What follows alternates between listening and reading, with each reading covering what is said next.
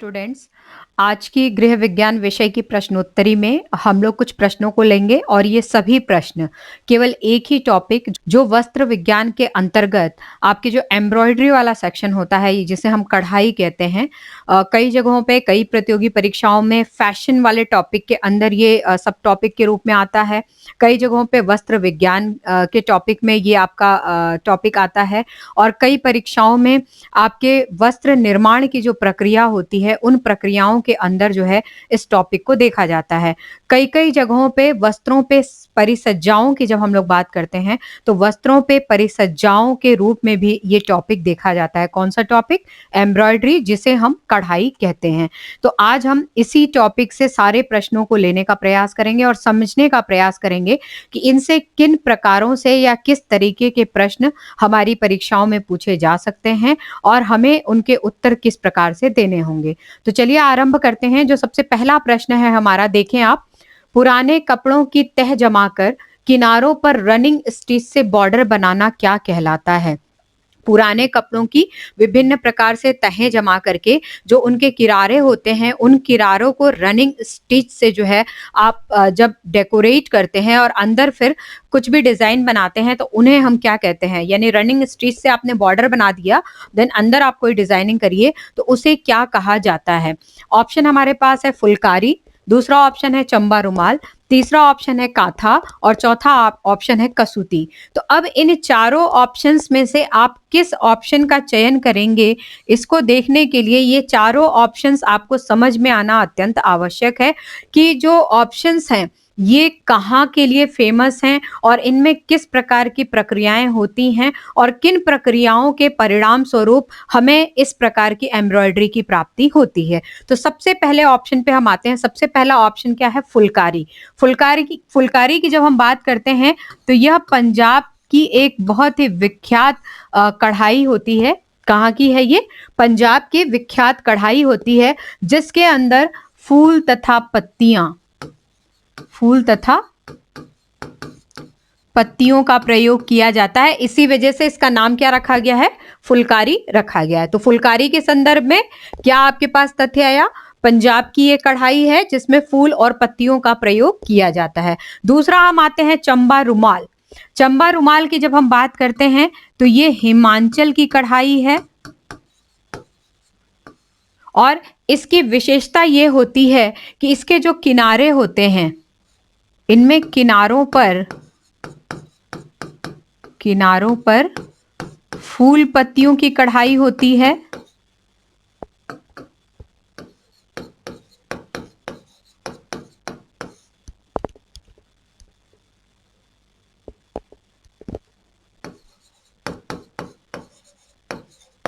और जो बीच का भाग होता है बीच में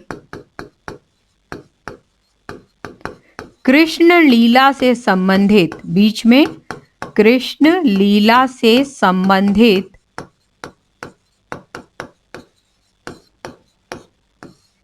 चित्र आपको देखने को मिलते हैं।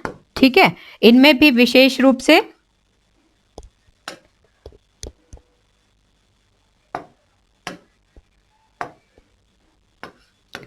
ढोलक और मृदंग विशेष रूप से जो है आपको देखने के लिए मिलते हैं। तो फुलकारी हो गई, चंबा रुमाल आ गई। अब हम कहते हैं कांथा वर्ग की जब हम लोग बात करते हैं तो ये कांथा वर्ग बेसिकली जो है वो बंगाल का प्रसिद्ध है। ठीक है, कहाँ का प्रसिद्ध है? बंगाल का प्रसिद्ध है। और इस कांथा वर्क यानी कि जो कांथा की कढ़ाई होती है इसमें पुराने वस्त्रों को तह लगाकर उनके किनारों पर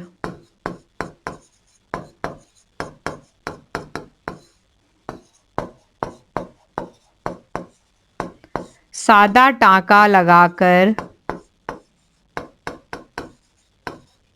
बॉर्डर बनाया जाता है।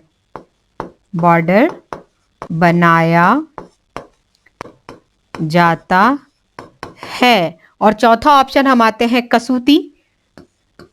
तो कसूती कर्नाटक की प्रसिद्ध कढ़ाई होती है और इस प्रकार की कढ़ाई के अंदर हम 2 सूती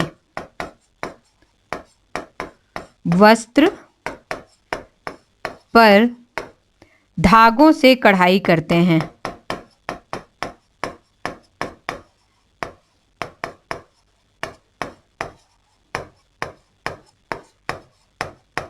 ठीक है, तो ये चारों चीजें आपके सामने हैं। चारों प्रकार की जो एम्ब्रॉयडरीज हैं वो आपके बिल्कुल सामने हैं, आप इनको देख सकते हैं। फुलकारी की हम बात करते हैं तो फुलकारी कहाँ का फेमस है? पंजाब का जो है ये एम्ब्रॉयडरी है जो कि फेमस है। किस लिए फेमस है? इनमें फूल और पत्तियों का प्रयोग करके कढ़ाई की जाती है। दूसरा हम कह रहे हैं चंबा रुमाल, तो चंबा रुमाल जो है हिमाचल प्रदेश से इस प्रकार की कढ़ाई जो है वो ली गई है, या चंबा के रुमाल जो है वो चंबा हिमाचल प्रदेश में ही निर्मित किए जाते हैं, जिनमें जो रुमाल का किनारा जो होता है, जो आपका साइड का जो भाग होता है, यानी कि आउटर भाग, जो बॉर्डर का भाग होता है, वो फूल और पत्तियों के द्वारा बनाया जाता है, या फूल और पत्तियों की कढ़ाई उन पे की जाती है। और जो उसके बीच का भाग होता है, फूल और पत्तियों के जो बॉर्डर के अंदर का भाग होता है, उसमें कृष्ण लीलाओं से संबंधित कढ़ाइयां आपको देखने को मिलेंगी, जिसमें मुख्य रूप से आपको मृदंग और ढोलक के चित्र नजर आएंगे। कोई व्यक्ति है ढोलक बजाते हुए नजर आएगा, कोई व्यक्ति मृदंग बजाते हुए नजर आएगा, और कृष्ण लीलाओं से संबंधित जो है वो आपको चित्र वहां पे देखने को मिलेंगे। तीसरी बात करते हैं हम लोग। तीसरा जो है वो बंगाल का कांथा वर्क होता है, जो अभी आपके प्रश्न में पूछा भी गया है। तो बंगाल से संबंधित कांथा वर्क होता है। बंगाल की जो महिलाएं होती हैं, जो उनके पुराने वस्त्र होते हैं, साड़ियां होती हैं, किसी भी तरीके के कंबल होते हैं, उनको वो क्या करती हैं, एक जैसा जो है वो जमीन पर एक तह उनकी बिछाती हैं, और तह के ऊपर वस्त्रों के तह तह तह लगाती हैं। 3 4 5 जैसा भी उनको उसके है, उसके अकॉर्डिंग जितना मोटा या जितना पतला उनको चाहिए होता है, उतने वस्त्रों के वे तह लगाती हैं। और तह लगा करके जो उनके किनारे होते हैं, उनको सादे टांके से जो है वो प्रयोग करके उनका बॉर्डर तैयार करती हैं। बहुत ही अच्छे तरीके से बॉर्डर जो है वो बहुत डिजाइनदार होता है, और कंप्लीट बॉर्डर जो है वो आपका रनिंग स्टिच, जिसे हम सादा टांका कहते हैं, उस टांके से ही निर्मित किया जाता है। और उस टांके से बॉर्डर निर्मित करने के पश्चात जो अंदर का भाग होता है, उनमें विभिन्न प्रकार के चित्रों को दिखाने का प्रयास किया जाता है, जैसे शंख है, हाथी है, मोर है। ये सब जो है आपको उसके बीच में जो सेंटर पार्ट होता है, उसमें आपको कढ़ाई किया हुआ दिखेगा। तो ये क्या होता है? कांथा होता है। और चौथे में हम लोग आते हैं, डी ऑप्शन है। डी ऑप्शन में हमने जो है वो कसूती की बात की। तो कसूती जो है वो कर्नाटक की एक विशेष प्रकार की कढ़ाई होती है, या एम्ब्रॉयडरी होती है, जिसको विशेष प्रकार के वस्त्र के ऊपर जो है वो किया जाता है। वो विशेष प्रकार का वस्त्र क्या होता है? साधारण भाषा में इसको हम लोग मैटी मैटी वाला कपड़ा बोलते हैं, जिसे 2 सूती कपड़ा जो है वो कहा जाता है। उस 2 सूती वस्त्र के ऊपर काले रंग के धागे से, ज्यादातर जो है जो कसूती की कढ़ाई आप देखेंगे, ये अधिकतर जो है वो ब्लैक कलर के थ्रेड्स का प्रयोग करके जो है वो किया जाता है। तो 2 सूती या मैटी के वस्त्रों पे सूती धागों के प्रयोग से जो है कढ़ाई की जाती है, उसे क्या कहा जाता है? कसूती कहा जाता है। और ये कहाँ का फेमस है? कर्नाटका का फेमस है। तो इस प्रकार से प्रश्न हमारे पास था कि पुराने कपड़ों की तह जमाकर किनारों पर रनिंग स्टिच से बॉर्डर बनाना क्या कहलाता है? तो अब आपके सामने आंसर है, बॉर्डर बनाना क्या कहलाएगा? ये होता है आपका कांथा वर्क या कांधा कढ़ाई। ठीक है, इसे हम क्या कहते हैं? कांधा कढ़ाई, जो बंगाल का बहुत ही फेमस कढ़ाई होता है। चलिए हम दूसरे नंबर प्रश्न पे आते हैं। दूसरा नंबर प्रश्न है, बनारसी कढ़ाई के लिए किस प्रकार के वस्त्रों का प्रयोग किया जाता है, या बनारसी कढ़ाई के लिए किस प्रकार के वस्त्र को प्रयोग में लिया जाता है? तो यहाँ पे ऑप्शन है हमारे सामने, सूती, रेशमी, ऊनी और लिनन। इनको इन ऑप्शंस के साथ प्रश्न को मैच करने से पहले प्रश्न को हमें समझना अत्यंत आवश्यक है। यदि हम बनारसी कढ़ाई की बात कर रहे हैं, जब हम बनारस की कढ़ाई की बात कर रहे हैं, तो आपको पता है बनारसी कढ़ाई में जो है हमेशा धातुओं के तार, धातुओं से बने तार, धातुओं से निर्मित तारों का प्रयोग किया जाता है।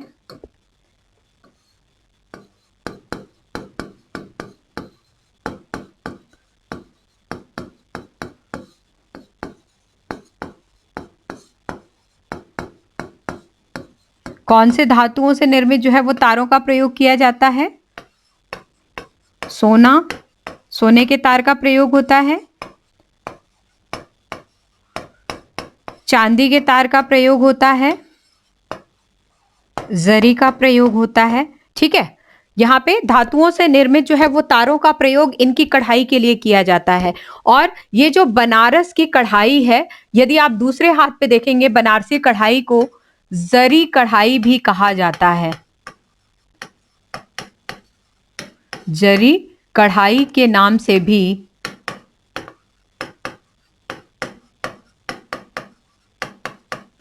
जाना जाता है। ठीक है ना, जरी कढ़ाई के नाम से भी जो है वो बनारसी कढ़ाई को जाना जाता है। तो यदि आप इतने जो धातुओं के तारों का प्रयोग कर रहे हैं, चूंकि धातु के तार का प्रयोग कर रहे हैं, आप जरी का प्रयोग कर रहे हैं, आप गोल्ड का, सिल्वर का प्रयोग कर रहे हैं वहां पे, तो कहीं ना कहीं जो धागे हैं, धागों का वेट भी जो है वो होता है, यानी कि धागों का जो घनत्व होता है, उनका जो भारपन होता है, वो कहीं ना कहीं अत्यधिक माना जाता है। और इस कारण से यदि हम देखें कि किन वस्त्रों पे इस तरीके के धागे चल सकते हैं, तो सूती पे तो ये धागे चलेंगे ही नहीं।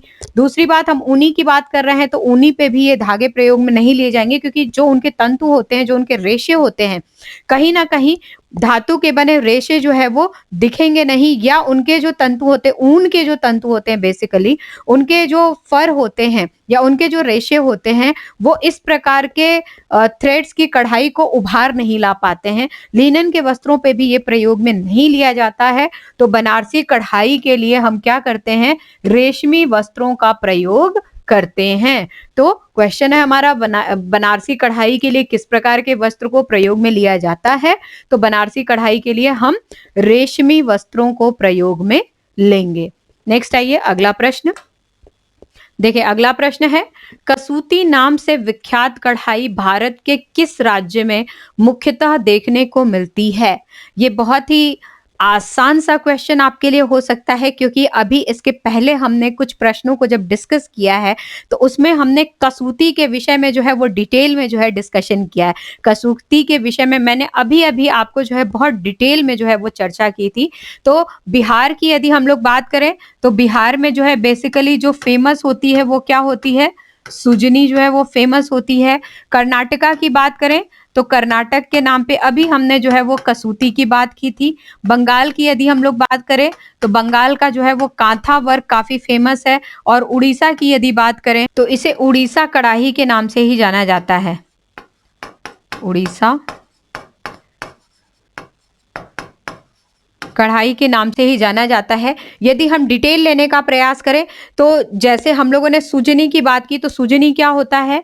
इसमें भी जिस तरीके से कांथा वर्क की हम लोग बात कर रहे थे कि कांथा जो है बंगाल की स्त्रियां जो पुराने कपड़े होते हैं उन कपड़ों की तह लगा करके और उनको रनिंग स्टिच से किनारे बॉर्डर्स बना करके अंदर जो है डिजाइन बनाती हैं, ठीक उसी तरीके से सुजनी की यदि हम लोग बात करें तो सुजनी में जो प्रयोग लेने वाले जो वस्त्र होते हैं, उन वस्त्रों में जो है वो फटे पुराने जो वेस्ट जो कपड़े होते हैं उनको प्रयोग में लिया जाता है। और अंदर की तरफ कोई ऐसा वस्त्र डाला जाता है जिनके अंदर थोड़ा सा कड़ापन हो, यानी कि जो थोड़े से जो है वो जो आपकी सुजनी है उसको थोड़ा बैलेंस रख सके, उनमें ज्यादा झोल ना पड़े। लेकिन यहाँ पे यदि हम लोग देखें, कांथा वर्क में देखें तो कांथा वर्क में आपके जो वस्त्र हैं वो फटे पुराने नहीं, भले पुराने हो गए हों लेकिन फटे पुराने नहीं होते हैं, उनको रीयूज के हिसाब से जो है आप क्रिएट करते हैं। यहाँ पे यदि कोई फटा पुराना भी है तो आप उनको अंदर डाल करके सुजनी बना सकते हैं। कसूती की हमने बात की तो ये दो सूती यानी कि मैटी के ऊपर करने वाली कढ़ाई होती है। और उड़ीसा की कढ़ाई की जब हम लोग बात करते हैं तो उड़ीसा कढ़ाई के नाम से ही ये फेमस होती है। इसमें जो पुराने वस्त्र होते हैं उन वस्त्रों को कटिंग करके विभिन्न प्रकार के फूल के शेप में, किसी प्रकार के चित्र के शेप में उनको काट करके जिस तरीके से एक पैच वर्क लगाया जाता है, पैच वर्क की तरह जो है ये इसके जो है वो वस्त्रों को वहां पे कढ़ाई के द्वारा सिला जाता है। तो कसूती नाम से विख्यात कढ़ाई भारत के किस राज्य में मुख्यतः देखने को मिलती है? तो इसका कंप्लीट आंसर आपके पास होगा कर्नाटक राज्य में। ठीक है, कर्नाटक राज्य में कसूती कढ़ाई आपको देखने को मिलती है, जो कि मैटी के वस्त्र पे और मुख्य रूप से काले रंग के सूती धागे से की जाती है। नेक्स्ट आइए, अगला प्रश्न, लखनऊ की कढ़ाई को किस नाम से जाना जाता है? लखनऊ में जो कढ़ाई होती है या जो लखनवी कढ़ाई जो हम लोग जानते हैं, उसे अन्य किसी दूसरे नाम से किस नाम से जानते हैं? तो जैसा कि सुजनी हमने जो है अभी देखा, सुजनी जो कढ़ाई है ये हमने अभी देखा, ये कहाँ की कढ़ाई है? ये है बिहार की कढ़ाई। ठीक है। चिकनकारी की बात करें तो ये हमारे लखनऊ की जो है वो कढ़ाई जानी जाती है। फुलकारी की बात करें तो ये पंजाब की होती है, और बंधनी की बात करें तो ये राजस्थान की कढ़ाई होती है। ये जो बंधनी है ये बंधेज के नाम से भी जानी जाती है राजस्थान में। ठीक है।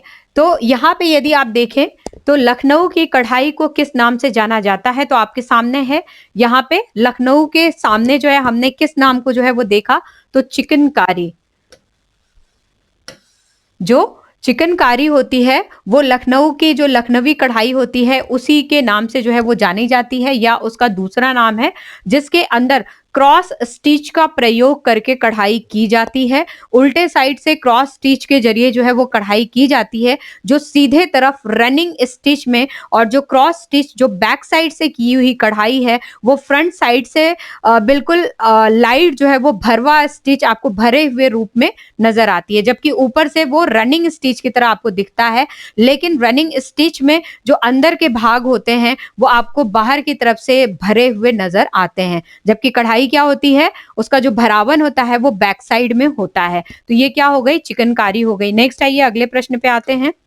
अगला प्रश्न है, निम्नलिखित कथनों पर विचार करें। कुछ कथन जो है हमारे सामने हैं, कुछ पॉइंट्स दिए गए हैं, इनके ऊपर हमें विचार करके सही उत्तर की प्राप्ति करना है। पहला जो है वो कथन है, या पहला जो पॉइंट है हमारे पास, चंबा रुमाल में चारों तरफ फूल पत्तियों की कढ़ाई होती है। अभी हमने पिछले ही प्रश्नों में जो है वो देखा है चंबा रुमाल के बारे में। जब मैंने आपको बताया था तो मैंने आपको वहां पे बताया था कि जो चंबा रुमाल है उसके जो बॉर्डर्स होते हैं उन बॉर्डर्स में फूल पत्तियों की कढ़ाई की जाती है, और सेंटर में जो है वो डिजाइन बनाए जाते हैं। तो चंबा रुमाल में चारों तरफ से फूल पत्तियों की कढ़ाई होती है, ये स्टेटमेंट क्या है, सही है। दूसरा, ये कांथा कारीगरी से बंगाल की महिलाएं पुराने वस्त्रों को नवीन रूप प्रदान करती हैं। तो जी हाँ, जो बंगाल की महिलाएं हैं वो पुराने वस्त्रों को लेकर के उन वस्त्रों के तह जमा करके उन पे रनिंग स्टिच के माध्यम से बॉर्डर्स बना करके और बीच में विभिन्न प्रकार के डिजाइन्स बना करके, मोर, हाथी, शंख, ये सब बना करके उनको भी रनिंग स्टिच से ही कढ़ाई करती हैं, और जो वस्त्र होते हैं उनको क्या करती हैं, नवीनता प्रदान करती हैं। तो ये कथन क्या हुआ, सत्य हुआ। तीसरा, पंजाब की कढ़ाई आंवला भारत के नाम से जानी जाती है। पंजाब की कढ़ाई आंवला भारत के नाम से जानी जाती है। तो आंवला भारत की जब हम लोग बात करते हैं तो आंवला भारत जो है कच्छ तथा काठियावाड़ की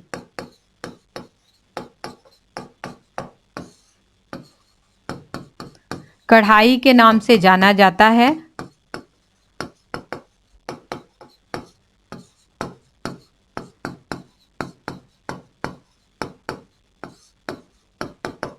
ठीक है, आंवला भरत क्या है, कच्छ तथा काठियावाड़ की कढ़ाई के नाम से विख्यात है। और हमने कहा पंजाब की कढ़ाई, तो पंजाब की कढ़ाई के विषय में हमने पहले ही पढ़ लिया था। पंजाब में जो एम्ब्रॉयडरी होती है उसे हम क्या कहते हैं, फुलकारी। जो फूल पत्तियों की कढ़ाई करके फूल पत्तियों के प्रयोग के द्वारा जो है, फूल पत्तियों की कढ़ाई के प्रयोग द्वारा जो है वो तैयार होती है। तो पंजाब की कढ़ाई क्या हुई, फुलकारी। और आंवला भरत की जब हम लोग बात करते हैं तो कच्छ तथा काठियावाड़ की कढ़ाई के नाम से ये विख्यात होती है। और यहीं कच्छ तथा काठियावाड़ में यदि हम लोग देखें तो एक और कढ़ाई यहाँ पे जो है वो प्रसिद्ध होती है, जिसे हम चाकला के नाम से जानते हैं। ठीक है, जिसे हम चाकला के नाम से जानते हैं। तो चाकला और आंवला भरत, चाकला और आंवला भरत कहाँ की प्रसिद्ध कढ़ाई है, कच्छ तथा काठियावाड़ की प्रसिद्ध कढ़ाई है। तो ये स्टेटमेंट क्या हुआ, रॉन्ग हुआ। अब यहाँ पे प्रश्न में पूछा गया है कि उपरोक्त में से कौन सा या अगर एक से अधिक है तो से, कथन सत्य है, यदि एक है तो है, यदि दो हैं, तीन है, एक से ज्यादा है तो हैं। ठीक है, उपरोक्त में से कौन सा से कथन सत्य है? कौन से कथन सत्य हैं? तो सत्य में यदि हम लोग देखें तो 1 और 2 नंबर हमारा क्या हो रहा है? सत्य हो रहा है। तो 1 तथा 2 जो ए ऑप्शन है, यही ऑप्शन हमारा क्या हुआ? करेक्ट हो जाएगा। ठीक है, ए ऑप्शन हमारा क्या हुआ? इस प्रश्न के लिए करेक्ट हुआ। क्या? चंबा रुमाल में चारों तरफ से फूल पत्तियों की कढ़ाई की जाती है। दूसरा, कांथा कारीगरी से बंगाल की महिलाएं पुराने वस्त्रों को नवीन रूप प्रदान करती हैं। जबकि तीसरा जो है वो गलत है, असत्य है। क्या? कि पंजाब की कढ़ाई आमला भरत के नाम से जानी जाती है। ये क्या है? रॉन्ग है। आमला भरत कच्छ तथा काठियावाड़ी जो कढ़ाई की कला है उसके नाम से विख्यात होती है। जबकि पंजाब की यदि हम लोग बात करें तो वहां पे फुलकारी कढ़ाई जो है वो फेमस होती है। तो इस प्रकार से आज की प्रश्नोत्तरी के सभी प्रश्न एम्ब्रॉयडरी यानी कि कढ़ाई नामक शीर्षक से लिए गए थे। आशा है ये प्रश्न आपकी परीक्षाओं में आपको हेल्प करेंगे। तो आप अपनी तैयारी में नियमितता जो है वो बनाए रखें, तैयारी को अपना स्ट्रॉन्ग करें। और गृह विज्ञान विषय से संबंधित किसी टॉपिक से संबंधित कोई प्रॉब्लम होती है तो आप मुझे इस नंबर पे कॉल करके बात कर सकते हैं। ऑनलाइन क्लासेस जो है वो स्टार्ट हैं, चल रही हैं। विभिन्न प्रतियोगी परीक्षाओं के हिसाब से यदि आपको ज्वाइन करना है तो आप क्लासेस को ज्वाइन कर सकते हैं, जिसमें प्रॉपरली आपके क्लासेस के वीडियो, क्लास से संबंधित नोट्स और हर एक टॉपिक से संबंधित टेस्ट भी वहां पे आपको मिलेगा। जिस प्रकार से यहाँ एक ही टॉपिक से मैं विभिन्न प्रकार के प्रश्न आपको यहाँ पे कराती हूँ, जो ऑनलाइन कोर्सेज हैं उनमें एक ही टॉपिक के बहुत सारे प्रश्न आपको वहां पे देखने को मिलेंगे, जिससे आपका जो तैयारी है, जो तैयारी का स्टैंडर्ड है, जो लेवल है, वो और भी स्ट्रांग होता है दूसरे विद्यार्थियों की अपेक्षा। तो अगर आपको कोई प्रॉब्लम है तो आप लोग मुझसे बात कर सकते हैं। Thank you so much.